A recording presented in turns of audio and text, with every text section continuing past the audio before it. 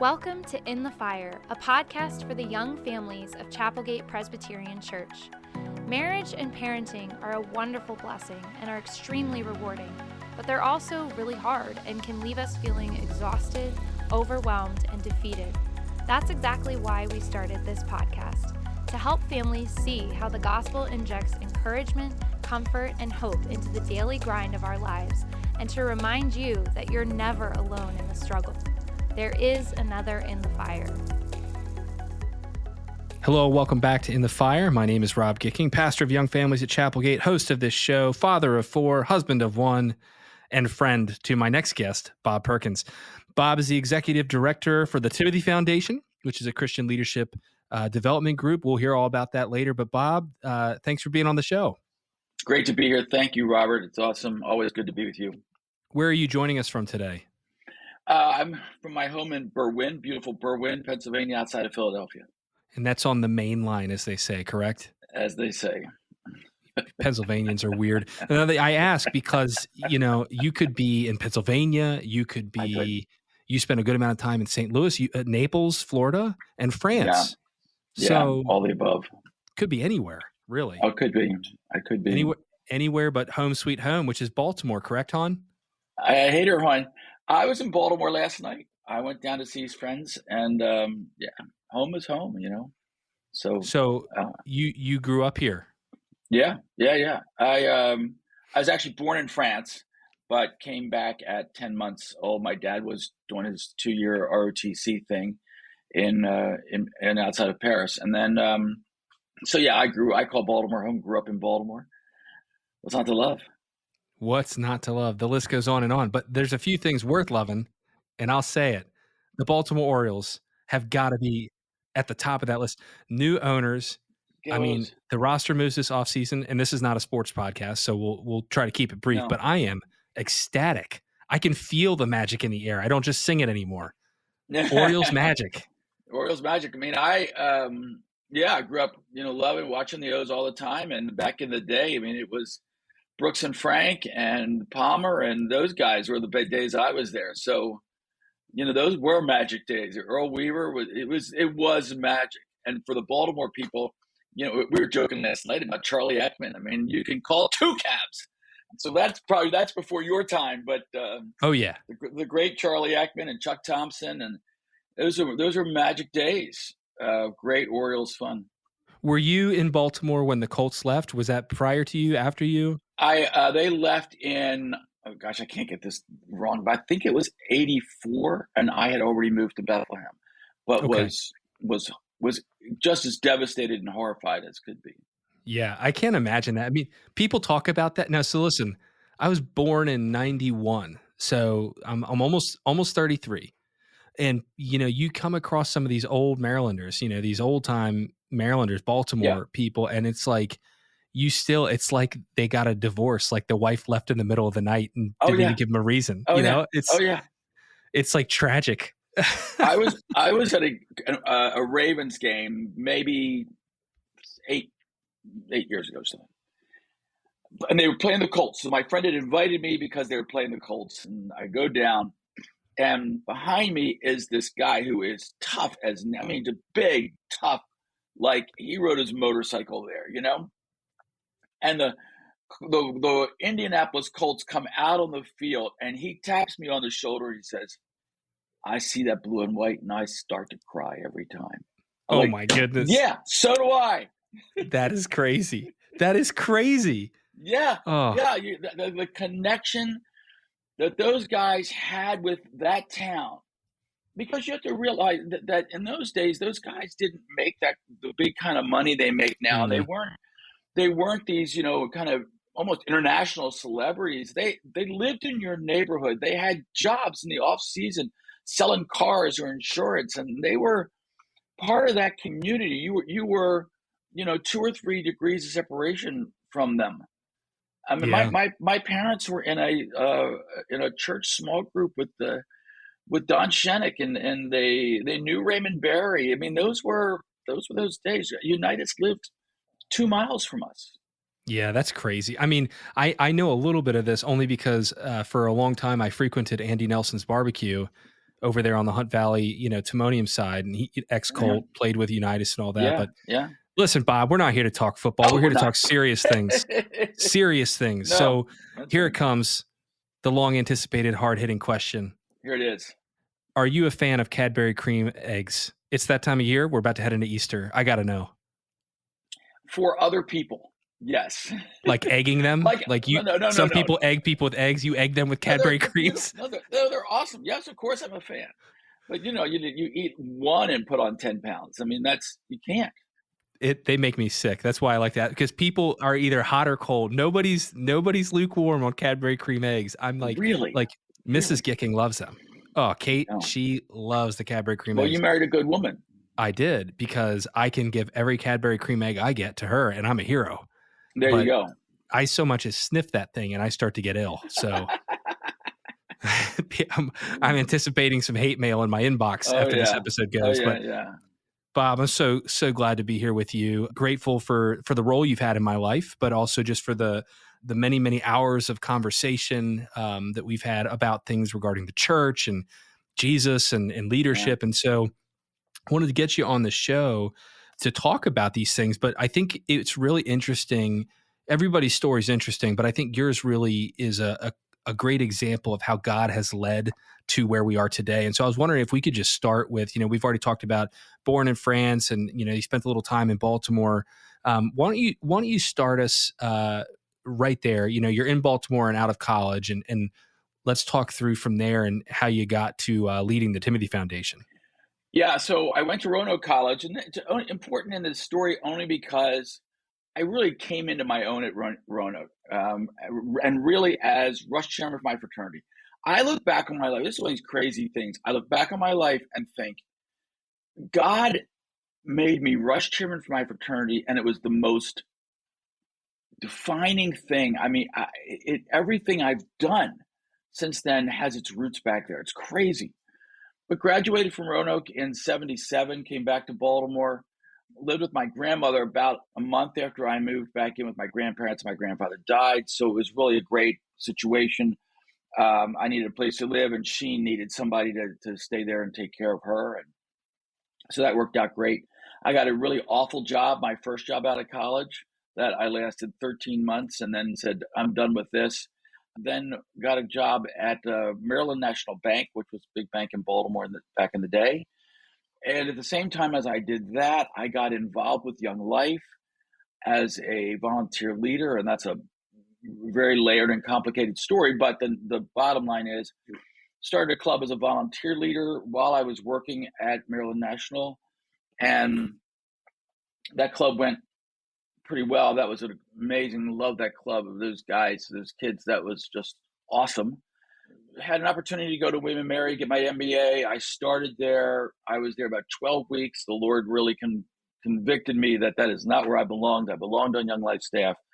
And I called Jerry Johnson, who was the regional director at the time, and had already asked me to come on Young Life staff. And he said, finish your exams. I got a great place for you, Bethlehem, Pennsylvania. I was like, what? My friends had been assigned to Virginia Beach and Richmond, and I was going to Bethlehem, Yeah, I got there, and Bethlehem was the end of the Steeltown era in 1981 or 2 when I went there, 82, I guess, and January of 82, and it was cold, it was gray, it was just depressing. Everything about it was depressing. But I moved there because that's where the Lord called me, and had the most amazing, wonderful, incredible 5.5 years with people who are still my friends today. It was just, we look back on those days and just incredible. In 1983, so a year and a half after I moved to Bethlehem, I got married to Debbie, my wife of 40 plus years now. And that was obviously, those were our first years together in Bethlehem, with riding the ride that was this incredible ministry there. In '87, I really felt the need to go to seminary. If I was going to do this Christian thing, I needed to get an education, and also was looking for a place that was a larger metropolitan area that didn't really have Young Life, or didn't have big. And St. Louis was that answer. And so we wound up moving to St. Louis so I could go to Covenant Seminary. And we were in St. Louis for 8.5 years. And I did my MDiv at Covenant while I was area director. And we adopted our boys while we were there, Brian and Taylor, who are, joys of my life. I would say I got on the wrong side of the politics with Young Life at a very key time in the history of Young Life. And so I was asked to leave. And I always have to say, no, there was no financial or sexual impropriety. It was just politics. And I was an ass. So that didn't help.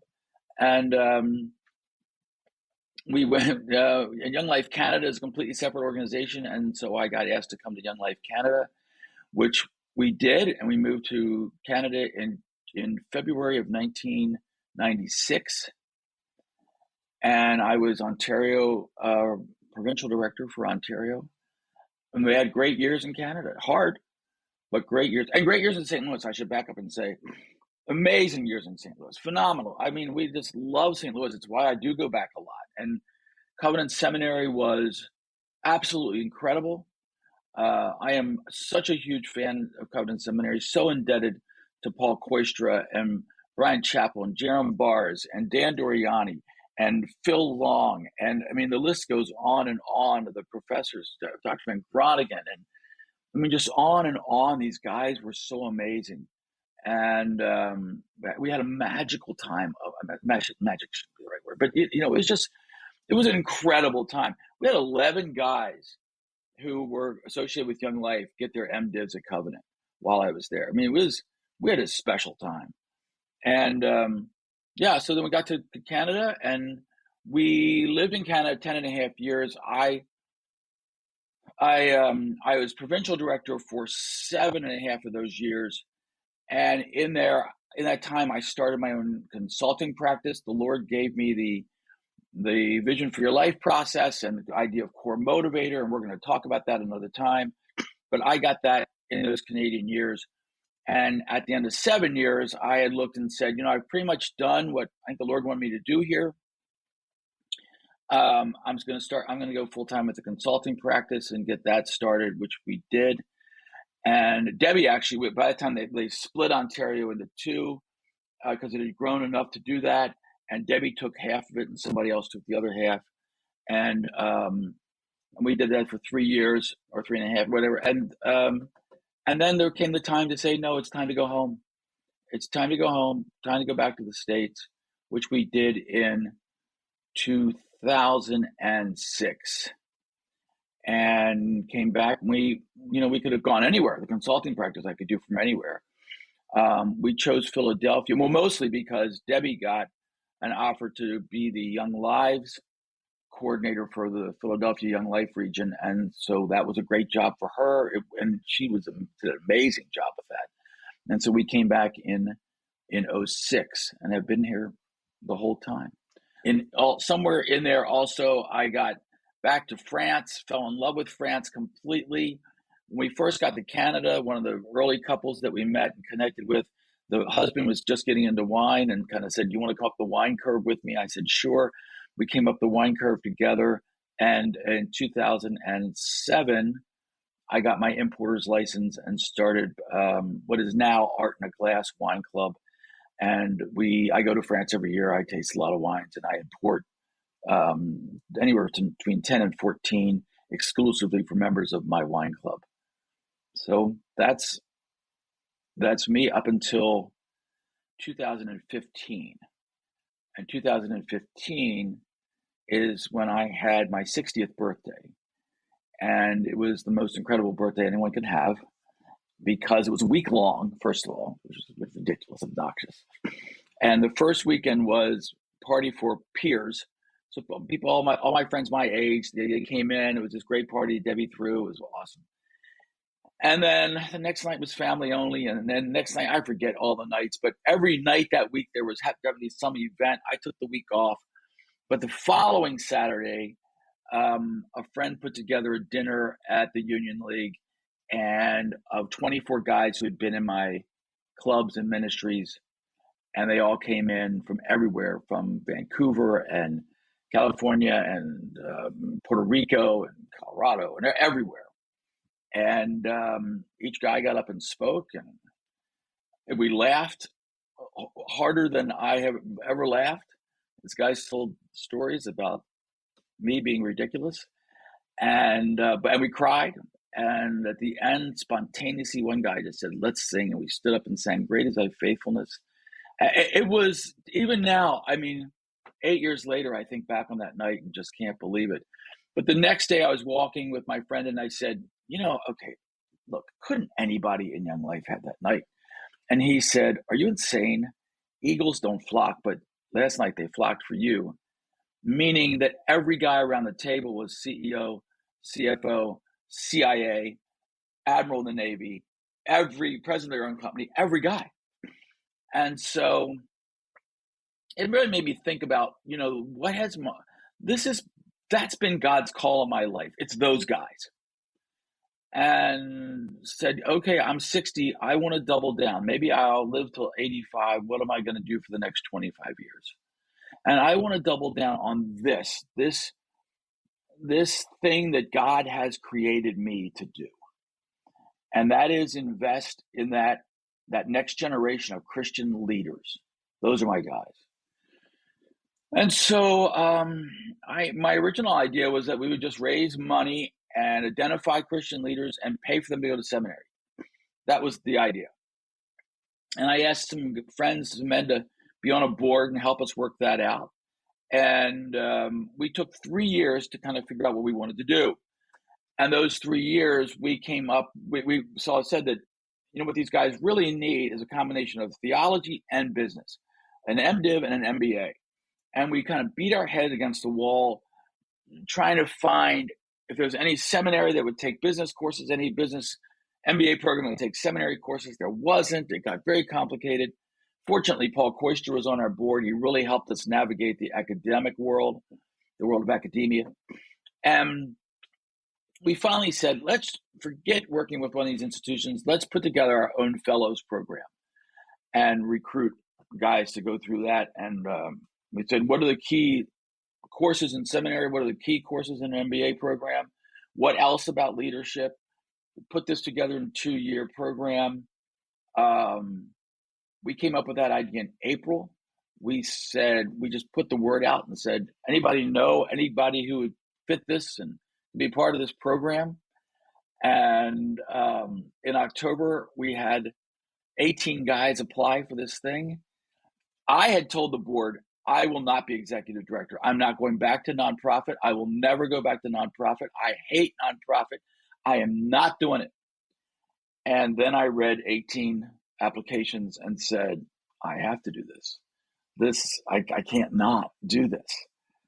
And so we had our first class come in January. You were part of that. And it's been an incredible ride ever since. It's more fun than I should be allowed to have. We've just taken our 5th class. Just started in January. 21 guys. It's an amazing class. Every class has been amazing. And having the time of my life. I mean, I am having the time of my life at 68 years old, which is kind of crazy, but it's just awesome. Yeah, I have a Zoom call tonight with the guys that at 9 o'clock, it goes 9 to 10, and there's a handful of guys that stay on to 11:30, and it's just so freaking fun. Right. And when I started, I might have been one of those guys, but here I am. I got 4 kids now. By the time you start your Zoom, I'm in sleep. Yeah. Desperate sleep mode. Well, I mean, it's an incredible story, and thanks for sharing that, because I think oftentimes when we see people who have had some semblance of what we'll call like worldly success, and I'm air quoting here because you and I would both say like that was all God, right? And yet from an outside, if I just met you now, here you are, he's got a consulting business, he has his own fancy smancy wine import business, and he's executive director of the Timothy Foundation. And you might think, well, Bob's just been about this his whole life. He's been focused singularly on this goal.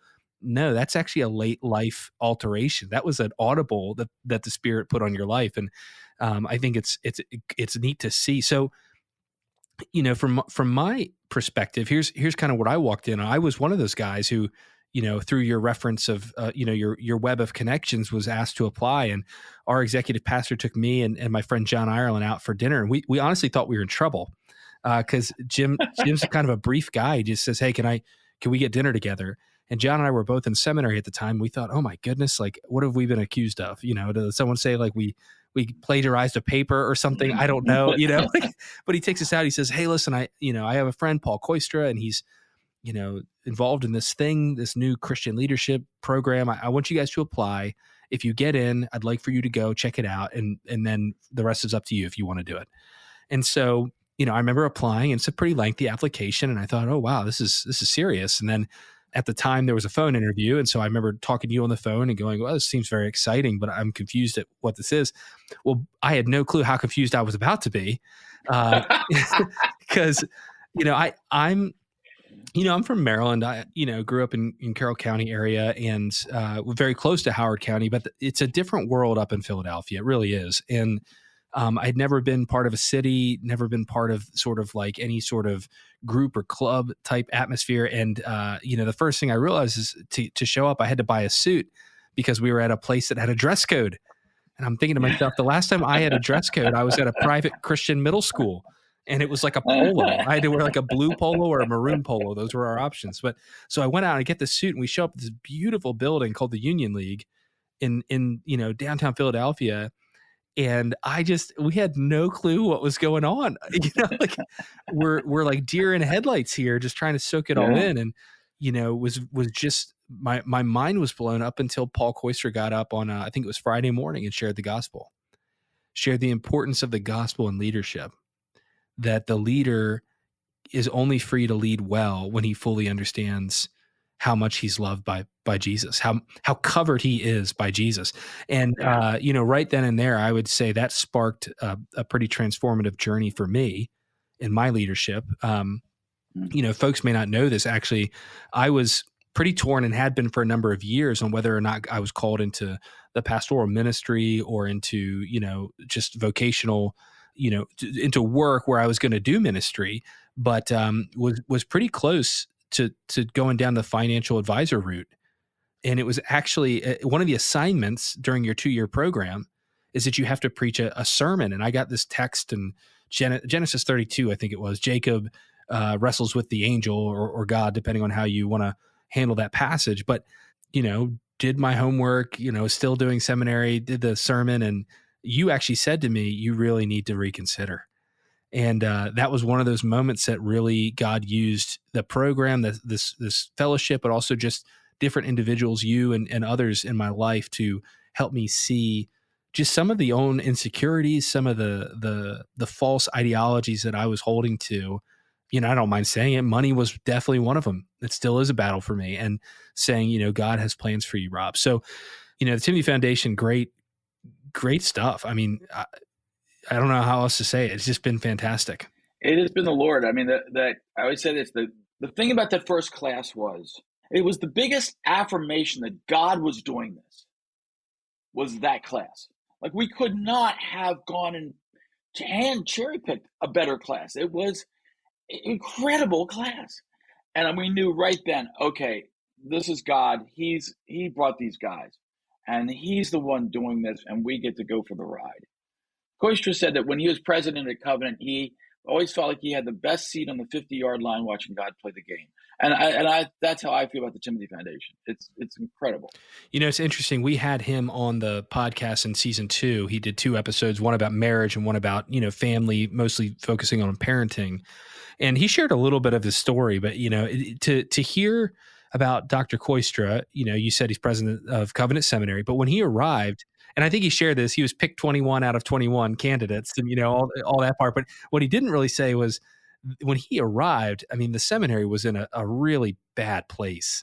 And when he left, it was no longer recognizable. I mean, under his leadership, and God used that, and 100% God did that work. But just to even, hear you say, I was like, yeah, I mean, for some of our listeners, I mean, yeah, he's a wonderful man and gifted in leadership and all of that. He is amazing. And he played a role in your life too. Well, absolutely. When I first even interviewed in St. Louis for the Young Life job, I knew I wanted to go to seminary, and there was a connection. Somebody had a connection, and we went out to meet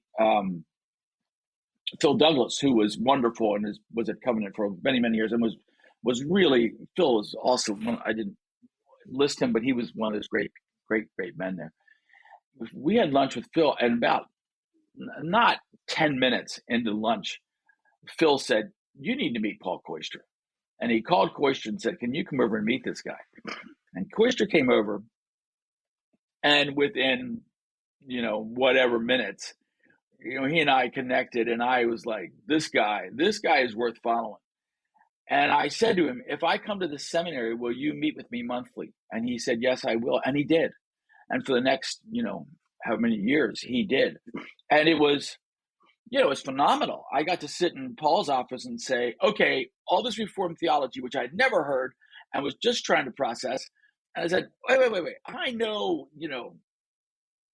you fired that guy. Tell me how does that make sense in Reformed theology? And I know that there's money issues, and how does that make sense? And I know all this stuff, and I was just, and Koister would walk me so patiently, walk me through all this.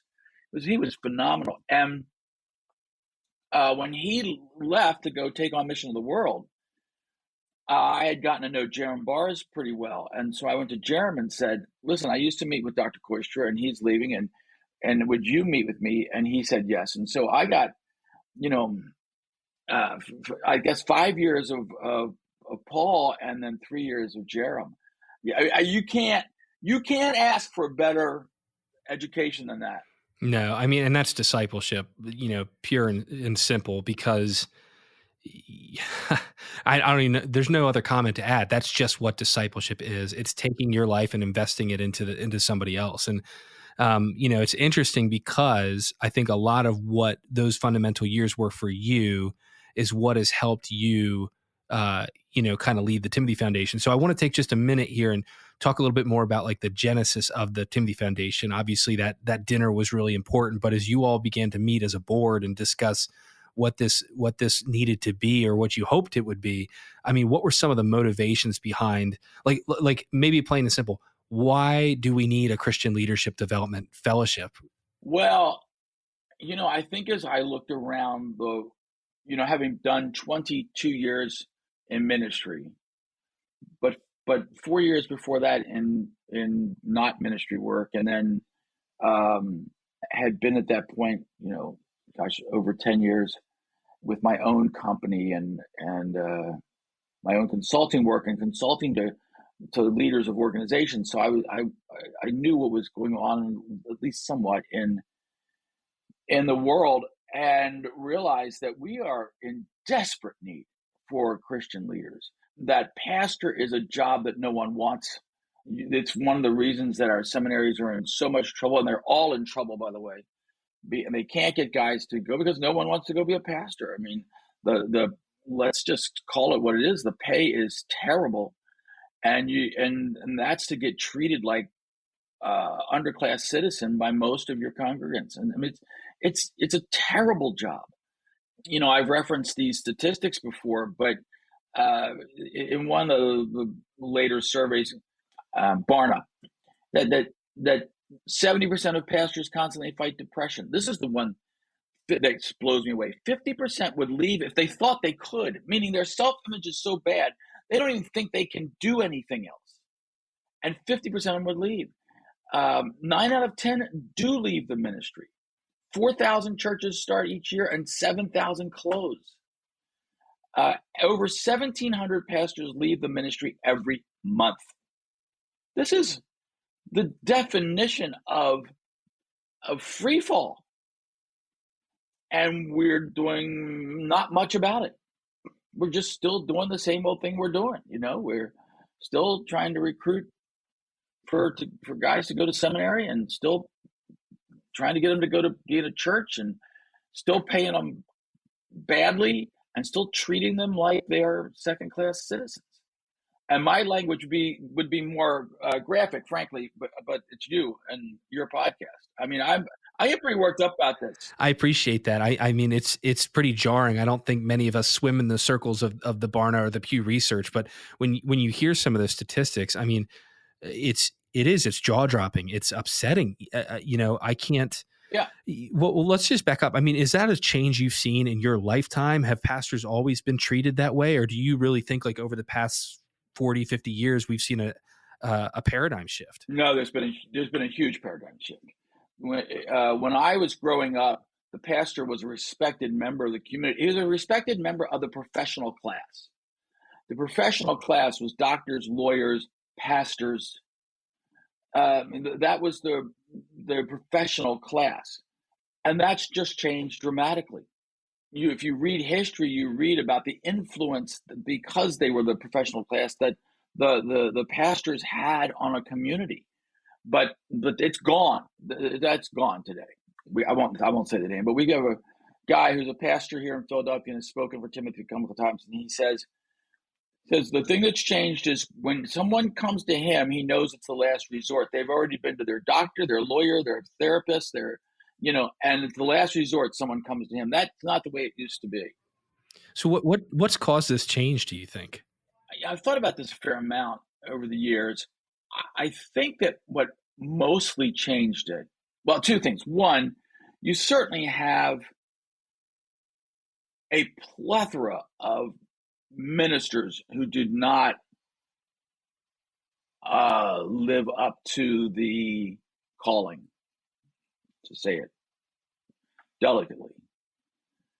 And that, every time one of those hits the front page of the paper, it diminishes a little bit for everybody, the position itself. I think that number two, that one of the results of evangelicalism was a lot of people came to a moment of faith and didn't go any further, meaning that they came forward at a crusade, they prayed a prayer on the beach, they stood up at camp. Whatever that was, that became the Christian church for the last 50 years, since the 1940s when all those organizations started. And when you have that kind of single experience conversion as the defining thing of the church, you do not then have a church that appreciates depth and the need for a pastor to bring that kind of depth. Does that make sense? You've just swum in the shallow end of the pool your entire life, your entire spiritual life, and you just want a guy who's gonna continue to feed the paddlum to you in the shallow end of the pool, and that's what a lot of the churches look like. And point being, well, you don't need a guy with an MDiv. You don't need a guy who can read Greek and Hebrew and has really, really struggled to deal with the deep issues. You talk about that passage of God wrestles with Jacob, and is it God? It's the angel. In one place it says God, in another place it says angel. Well, which is it? Now, wrestle with that and figure out an answer, because that answer is important. But it's not important if all you've done is swim in the shallow end of the pool your entire Christian life. You don't care. And as one of my bosses said to me, he said, seminaries are answering all the questions no one asks. Well, you know what? That's not true, because eventually the culture does ask those questions. And when they ask those questions, we did not have the people with the answers. The whole thing got diminished, meaning the whole church got diminished. Now, having said all of that, I'll say one other factor. I said two factors, and I'll say three. I think as America became more and more affluent, there was a sense of which the ministry was not going to keep up. What do you mean? Well, I mean that I know my dad. I'm going to make up numbers, but I'm pretty sure I'm accurate on this. In 1970, maybe late 60s, my dad's making maybe $25,000.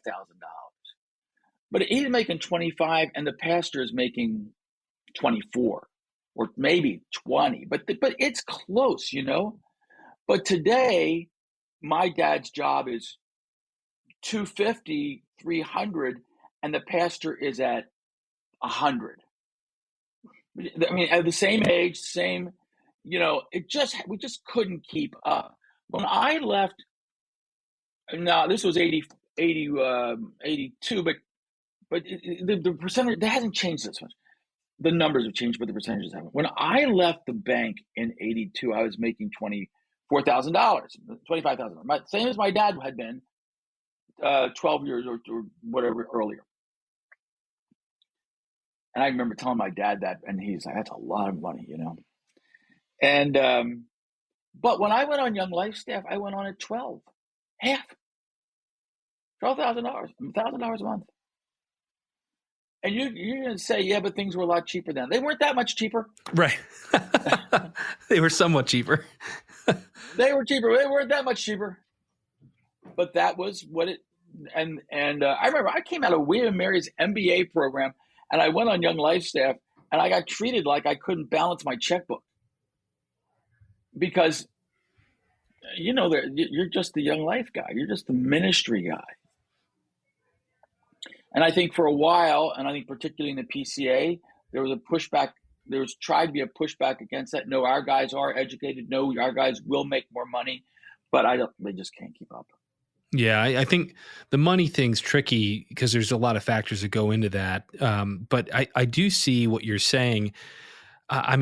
So growing up, I would say that I was in somewhat of a church of the times, and it preached the gospel and it was good, but it took a very informal approach to everything, and that informality or that casualness had a lot of plus side to it, right?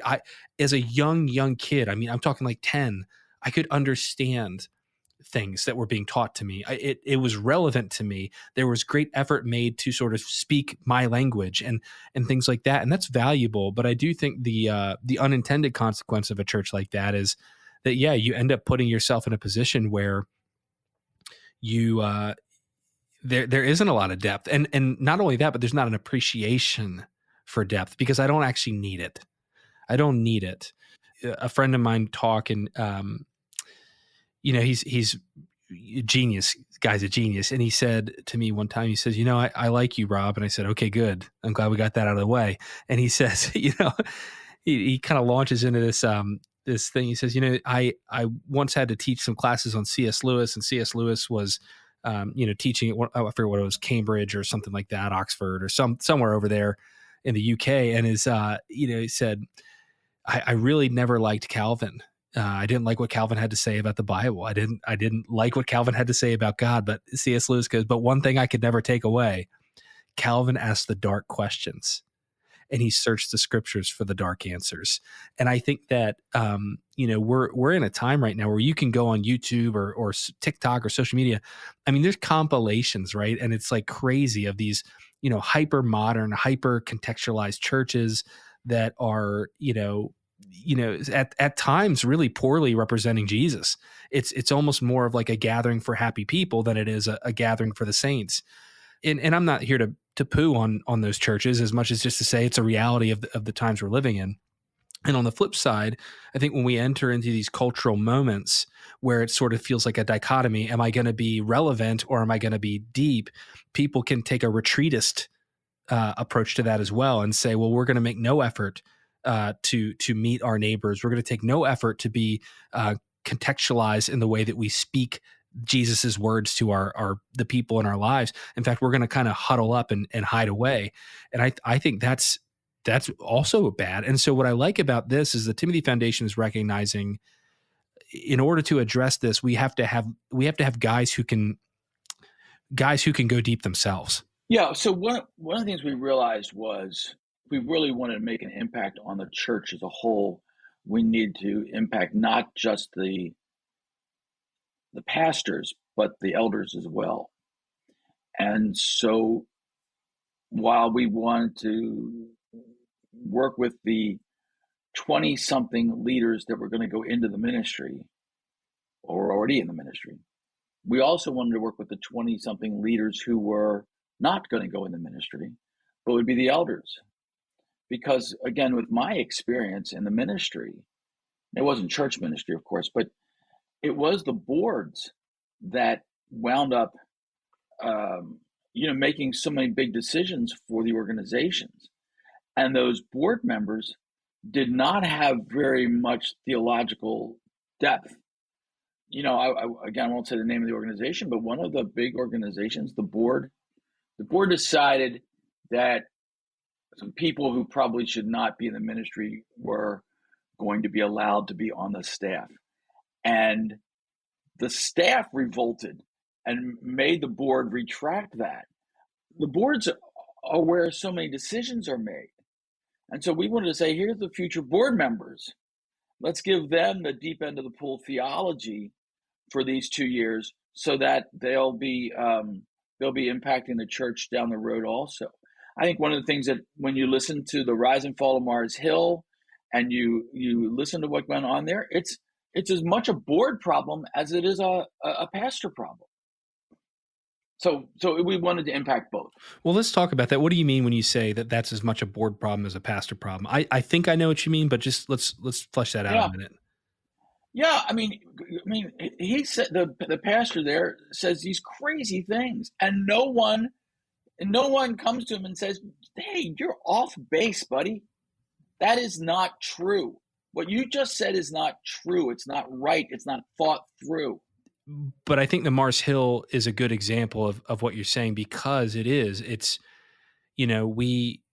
leadership is so hard. I mean, think about that. Like if you put on a sympathetic, compassionate heart, what I would say is this, I go, nobody wants to lead. I mean, and the people who want to lead rarely, if ever, want to lead for the right reason. And so you have people who want to lead for maybe wrong reasons leading, and people who don't want to lead going, fine, someone's going to do it. I mean, I've heard that time and time again from my mentors who were typically in the boomer generation, that the church was just kind of like in a neutral, stagnant place when they were my age. And so here come the boomers with passion and with some talent and some skill and some energy. And they were ready to take on roles, or at least in their minds, they were ready to take on roles. And the people above them were like, sure, sounds great, have at it. And so they did. And I mean, you see these incredible churches, I mean, historically incredible churches that have been pastored by guys who have been there since they were 30 in that role, and now they're 70. And, they've been in that place of influence. Why? Because leadership's hard.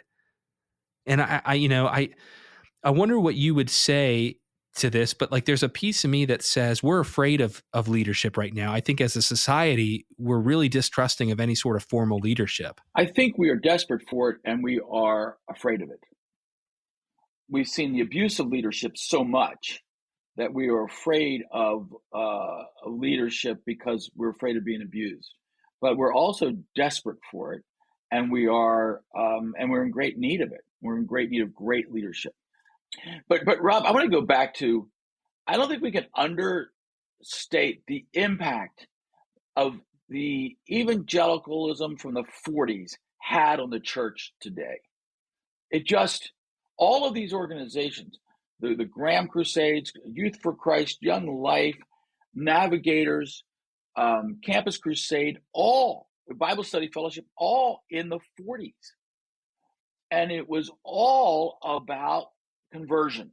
It's conversion, except for the Navigators. But everybody else was conversion, conversion, conversion. And so we have a lot of converts. I mean, when you do this study of asking people, have you had a born again experience? There's some huge number. Then you ask them questions like, do you believe in the virgin birth? Do you believe Jesus rose from the dead? Do you believe that? And no. Well, are you actually Christians? I mean, that's God's decision, not mine. But you do kind of wonder, and that we cannot underestimate the impact that had on the church. That those were the people that came into the church and became the church. I think there's a reason that Tim Keller was, water on parched ground. That Tim Keller came going straight at the hard, big questions, and people are like, "Whoa, I've never heard this before." I'm like, well, yeah, that's why. So what does the church need right now? I mean, like I think that's the question. Is we can sort of dance around. Jesus. Yeah, they do. The world needs Jesus, that's for sure. But I think we can dance around this. But what do you think?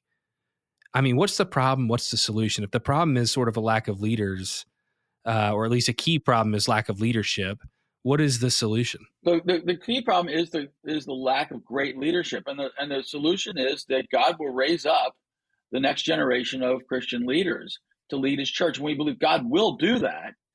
And the question is, what role do we as the Timothy Foundation play in that, et cetera? But you've actually found that churches are not necessarily supportive Oh, of. golly. So I mean, Yeah. Well, this is the biggest, it's probably the biggest disappointment. I shouldn't have been surprised. I am. I shouldn't be disappointed. I am. Biggest disappointment. In your class, the first class, it was almost half and half ministry guys and secular business guys. That has not been repeated. And in this class of 21, we do not have one ministry guy. We had two come, and one for various reasons is not going to do it right now.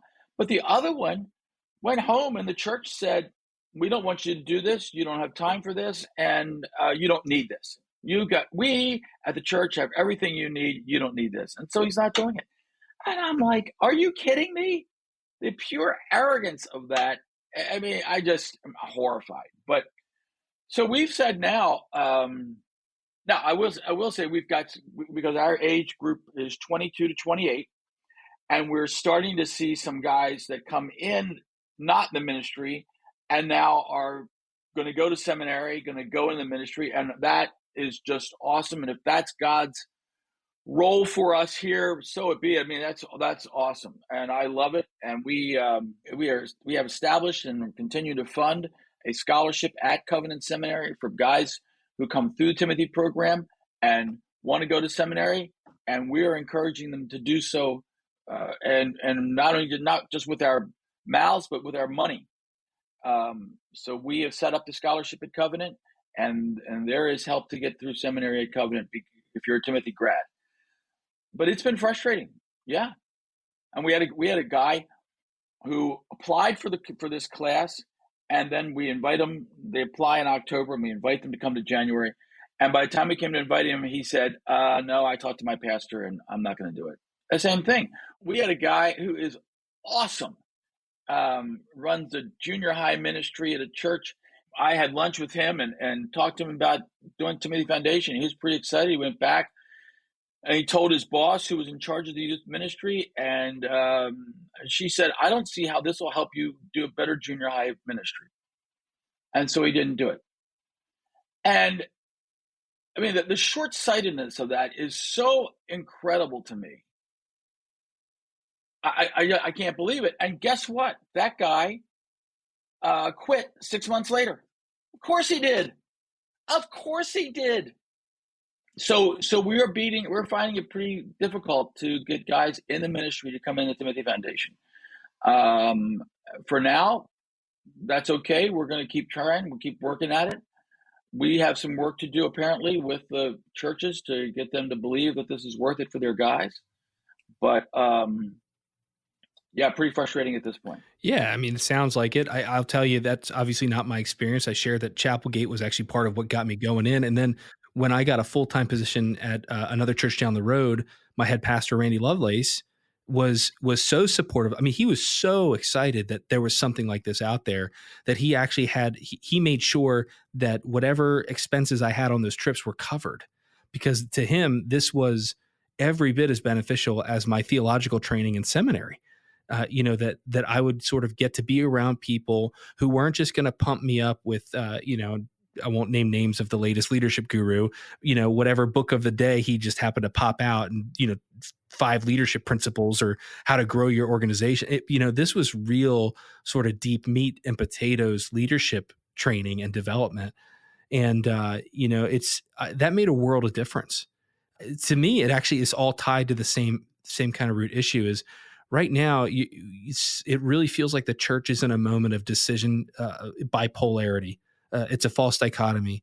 Either be part of the world or retreat completely from it. And if you choose to retreat, you're going to be skeptical, cynical, judgy towards anything that's not you. And I don't just mean anything that's not your denomination, right? I mean, there are churches who won't even cooperate with the other churches in their local denominational sector, their region, their council. And I'm like, why? Well, it's because at the end of the day, I'm afraid of what you're going to try to influence me with.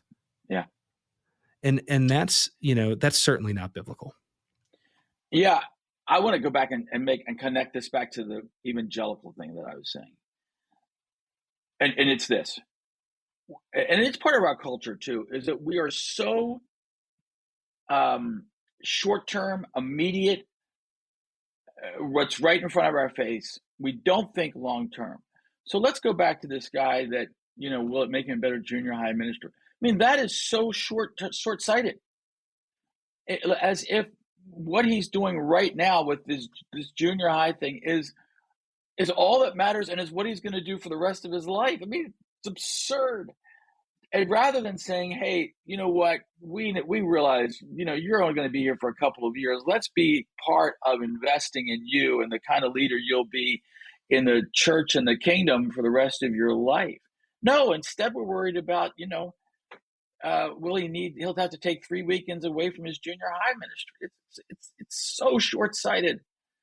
But what I'm saying is that I think that connects back to the underlying philosophy of the evangelicals in the 40s, which was, it's right now. Just get that decision right now. That's all that matters. Yeah, I mean, it is. And you see it still. You and I were with an individual, I guess it was a year or two ago, who was able to communicate the dollar to conversion ratio. Oh golly, of that ministry. Oh golly, that was one of Robert. You know what? I blocked that out of my life, and now you have to bring it back up. Yes, but that's how we think, right? That's an American ministry mentality. It's efficiency. Was it? I think it was $3 a convert. It might have been less. Was it? I'm not kidding. Was it $2? Was it $2? I think it was like $1.93. Oh my gosh! Yes, that was. It's awful. But even a statistic like that is an interesting statistic. Yeah. Because that was stated almost like a flagship fact. Like, hey, I'm going to lead with this. There's nobody who can convert people to Christ cheaper than my ministry. And hey, that's amazing. And some of the ministry, like I've looked into that particular organization, some of the ministry they're doing is fabulous. It's incredible. Yeah. The translation work that they do is incredible. But I do think that the difference between wrestling through, and this is where I go, the Timothy Foundation's investment in ministry guys, real important. The Timothy Foundation's investment in the business guys, potentially more important. And that's coming from a guy who's now a pastor, because I go, if the guy who ends up on a session of a church that I might be pastoring one day is thinking about church with a business mindset in a capitalist economy, he's gonna be a thorn in my side. Yeah. Because everything is about efficiency. Jesus is not about efficiency. You're not about efficiency. After our dinners on these weekends, we would spend hours, post game, cabin time, whatever you want to call it, just processing through the day, because we'd have these speakers come in and they'd lay heavy stuff on us.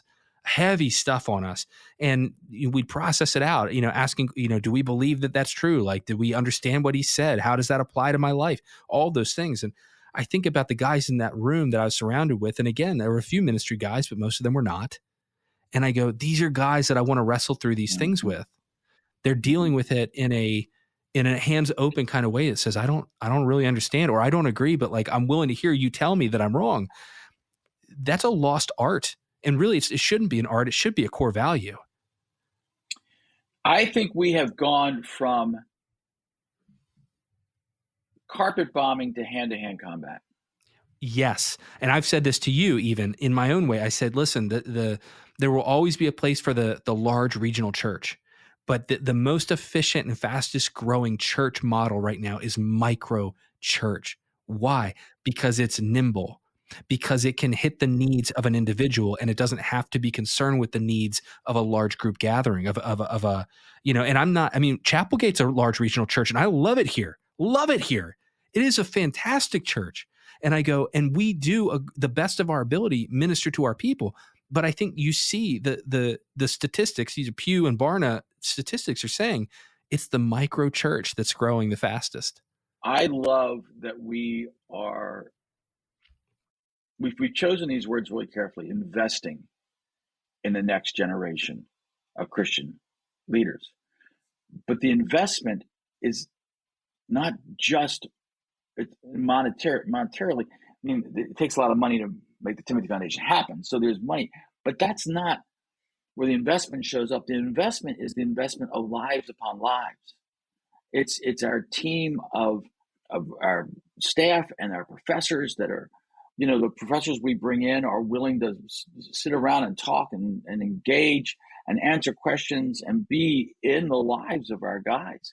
And I think it's that investment of the life upon the life that is the most important and will wind up being the most significant investment. Yeah. I mean, it's hard work, but it's good work. And I'm grateful. I mean, there's been a lot of people who benefited from that. And I think that it's important to replicate. I mean, you think about that, like a rock hitting the water, and the ripple effect is, the Timothy Foundation is one drop in the pond, but each of the guys that the Timothy Foundation is impacting, is developing, will hopefully go and develop and impact others in a likewise manner. And I mean, that's discipleship. So, Bob, we're kind of running out of time here. I know that you've also written a number of books, 3, I believe. Is that correct? Yeah. Yeah, 3 books. And I want to talk about one of them in a separate conversation, because, you do it with the fellows, and it actually is, I think, one of the most impactful experiences of the entire fellows program, which is the Core Motivator, which is a system from your book, Building a Vision for Your Life. So I'd like to have you back, and we can talk about that another time. But what would you say to a young family, a congregant, of Chapelgate, or maybe someone out there listening who's just really discouraged by the state of the church? What would you say to that person? Trust God.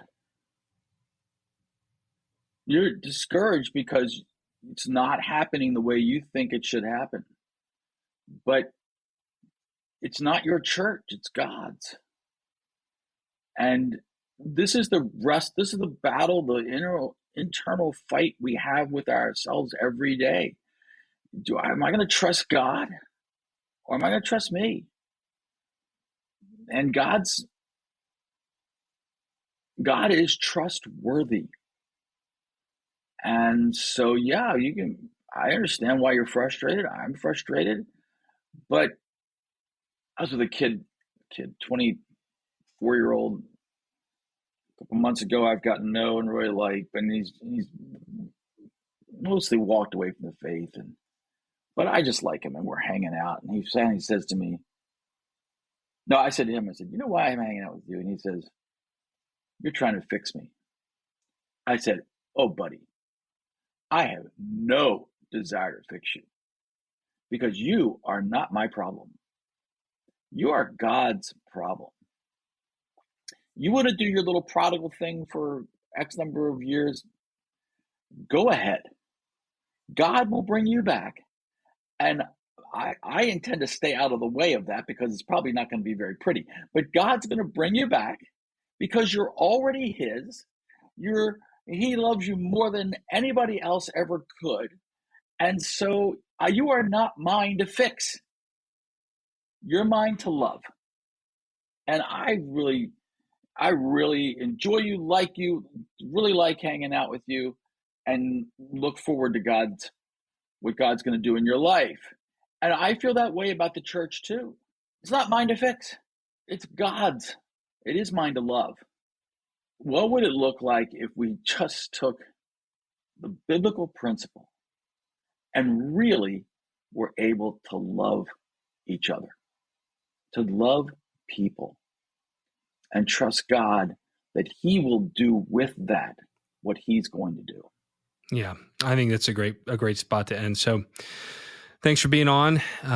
Glad to have you, and very glad to have you on for the next one, for Core Motivator, which is, maybe give us a quick, and I mean quick, teaser. What is a Core Motivator, so that we know what we're looking forward to next time? Oh gosh. Yeah, that each person is designed and made in the image of God. And so what is it about the image of God that is the core who you are? You are uniquely you, but what of the image of God is the core of who you are? And when you know that, when you can start there, then you can build a vision for your life. Yeah. As you say, know who you are and be it. And be it. So, well, Bob, thanks for being here. Listen, y'all, always grateful for the opportunity to have these conversations, to think and contemplate the things of God and just practical living as well. So, if there's anything here that tickled your fancy, and you want to chat further, my email's below. Would love to hear from you and chat about that. But I'll also put a link to some of Bob's books down. You can purchase those, or and the link to the Timothy Foundation as well if you want to learn more about that, or someone who might be interested. Or might be a good fit as a candidate. We'd love to connect them. We're in the process of helping one another along the journey. So whatever we can do to make that happen. But as always, if you ever need a thing, you need prayer, anything at all, I'd love to be there for you. Just shoot me an email down below. And until next time, we love you. We're caring and praying for you, and we'll catch you on the next episode.